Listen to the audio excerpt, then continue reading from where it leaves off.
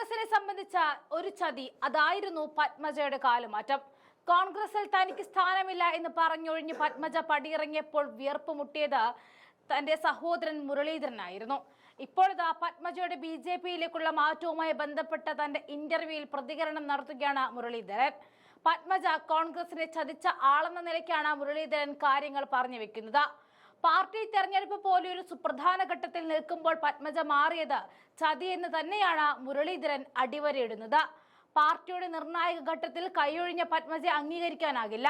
തന്റേത് ഒരു കോൺഗ്രസ് കുടുംബമാണ്. അതുകൊണ്ട് തന്നെയാണ് ഇപ്പോഴും രാഷ്ട്രീയ അകലം ജീവിതത്തിലും കാത്തു സൂക്ഷിക്കുന്നത് എന്നും മുരളീധരൻ പറഞ്ഞു. പത്മജ BJP-യിലേക്ക് ചെല്ലുന്ന ആ ദിവസം രാവിലെ മുതൽ ഉച്ചവരെ BJP-യിലേക്ക് പോകുമെന്ന വാർത്തകൾ തള്ളിക്കളഞ്ഞവർ വൈകിട്ടോടെ ജനങ്ങളെയും പാർട്ടിയെയും കണ്ണിൽ പൊടിയിട്ടുകൊണ്ട് BJP-യിലേക്ക് പോവുകയായിരുന്നു.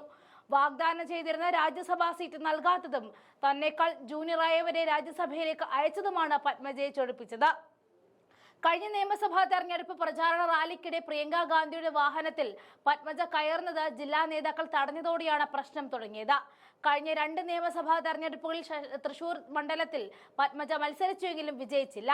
കെ കരുണാകരന്റെ സ്മാരകം നിർമ്മിക്കുന്നതും കോൺഗ്രസ് നീട്ടിക്കൊണ്ടു പോകുന്നതും പത്മജയുടെ BJP പ്രവേശനത്തിന് നാക്കം കൂട്ടി.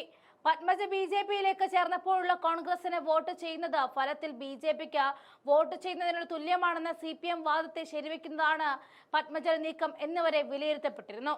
തന്റെ സഹോദരി പത്മജ വേണുഗോപാലുമായുള്ള എല്ലാ ബന്ധങ്ങളും അവസാനിപ്പിക്കാൻ താൻ തീരുമാനിച്ചുവെന്നും അന്ന് കെ മുരളീധരൻ പറഞ്ഞിരുന്നു. പാർട്ടിയിൽ പ്രശ്നങ്ങൾ ഉണ്ടാകും, പക്ഷേ അത് BJP-യിൽ ചേരുന്നതിന് ഒരു കാരണമാക്കരുത്. നിരവധി തെരഞ്ഞെടുപ്പുകളിൽ പത്മജയ്ക്ക് ഉറപ്പായ സീറ്റുകൾ ലഭിച്ചിരുന്നു, പക്ഷേ അവർക്ക് വിജയം നേടാൻ കഴിഞ്ഞില്ല എന്നും മുരളീധരൻ അന്ന് പറയുകയായിരുന്നു. പരാജയങ്ങൾക്ക് മറ്റുള്ളവരെ കുറ്റപ്പെടുത്തുന്നതിൽ അർത്ഥമില്ല എന്നും പാർട്ടി തന്നതൊന്നും മറക്കരുത് എന്നുമായിരുന്നു മുരളീധരൻ പറഞ്ഞത്. അതായത് പാർട്ടിയുടെ തലതാഴ്ച പത്മജയോട് ക്ഷമിക്കില്ല എന്ന് തന്നെയാണ് പറഞ്ഞു വെക്കുന്നത്.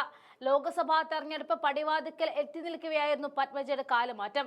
കേരളത്തിലെ കോൺഗ്രസിന് കനത്ത തിരിച്ചടിയാണ് അന്നത്തെ പത്മജയുടെ തീരുമാനം ഉണ്ടാക്കുക എന്ന് കരുതിയെങ്കിലും തെറ്റി. കോൺഗ്രസ് തലയുയർത്തി തന്നെ ആ തെരഞ്ഞെടുപ്പിൽ നിന്നു. AK ആന്റണിയുടെ മകൻ അനിൽ ആന്റണി കോൺഗ്രസ് വിട്ട് BJP-യിൽ എത്തിയതിന് പിന്നാലെയാണ് ലീഡറുടെ മകളും BJP-യിൽ എത്തിയത്. പത്തനംതിട്ടയിലെ പാർട്ടി സ്ഥാനാർത്ഥിയായി അനിൽ ആന്റണി BJP പ്രഖ്യാപിച്ചിരുന്നു.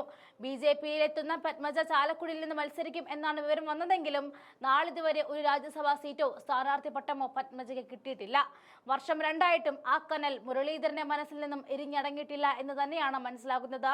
അദ്ദേഹത്തിന്റെ വാക്കുകളിലേക്ക് പോകാം. അവർക്ക് അവരുടേതായിട്ടുള്ള രീതി തിരഞ്ഞെടുക്കാനുള്ള സ്വാതന്ത്ര്യമുണ്ട്. അതിനെയൊന്നും ഞാൻ ചോദ്യം ചെയ്യുന്നില്ല. പക്ഷേ കോൺഗ്രസിൻ്റെ അകത്ത് പ്രവർത്തിച്ചുകൊണ്ടിരുന്ന ഒരു ഇലക്ഷൻ വരുന്നു. ഒരു ഇലക്ഷൻ വന്ന് പാർട്ടി ഒരു പോർമുഖത്ത് നിൽക്കുമ്പോൾ പാർട്ടി വിട്ടതിനാണ് എനിക്ക് വിയോജിപ്പുള്ളത്. അത് ശരിയല്ല എന്നുള്ള അഭിപ്രായക്കാരനാണ് ഞാൻ. കാരണം അതിനു മുമ്പ് വേണമെങ്കിൽ പോകാമായിരുന്നു. അതിനു മുമ്പ് സ്വന്തം തീരുമാനം എടുത്ത് പോകാമായിരുന്നു. പക്ഷേ പാർട്ടി ഒരു സന്നിഗ്ധ ഘട്ടത്തിൽ നിൽക്കുമ്പോൾ ആ പാർട്ടിയിൽ പ്രവർത്തിച്ച് പാർട്ടി കുറേ അംഗീകാരം കൊടുത്തിട്ടുണ്ടല്ലോ. കിട്ടിയത് പോരാ എന്ന് പറയുമ്പോൾ കൊടുത്ത കുറേ കാര്യങ്ങളുണ്ടല്ലോ, നമ്മൾ അതും കൂടെ ചിന്തിക്കണ്ടേ. അപ്പോൾ അങ്ങനെ ഒരു പാർട്ടിയോട് ഒരു പാർട്ടിയെ സമരരംഗത്ത് നിൽക്കുമ്പോൾ പെട്ടെന്ന് നടത്തുന്ന ഒരു പിന്മാറ്റം, അത് ഒരു ശരിയായിട്ടുള്ള രാഷ്ട്രീയമായിട്ട് എനിക്ക് തോന്നിയിട്ടില്ല. അതിനെയാണ് ഞാൻ വിമർശിച്ചത്. നേരെ മറിച്ച് ഇലക്ഷനൊക്കെ എത്രയോ മുമ്പ് തന്നെ ഒരു പാർട്ടിയിൽ നിന്ന് പോയിരുന്നെങ്കിൽ ഞാൻ കുറ്റം പറയില്ല. അത് അവരുടെ ഇഷ്ടമാണ്. പക്ഷേ ഒരു പാർട്ടിയുടെ ഒരു ജീവൻ മരണ പോരാട്ടത്തിൽ പാർട്ടി ഏർപ്പെട്ടിരിക്കുമ്പോൾ ഇങ്ങനൊരു മാറ്റം അതൊരു മോശപ്പെട്ട കാര്യമായിട്ടാണ് എനിക്ക് തോന്നിയത്. അതുകൊണ്ടാണ് എൻ്റെ നിലപാട് ഞാൻ പറഞ്ഞത്.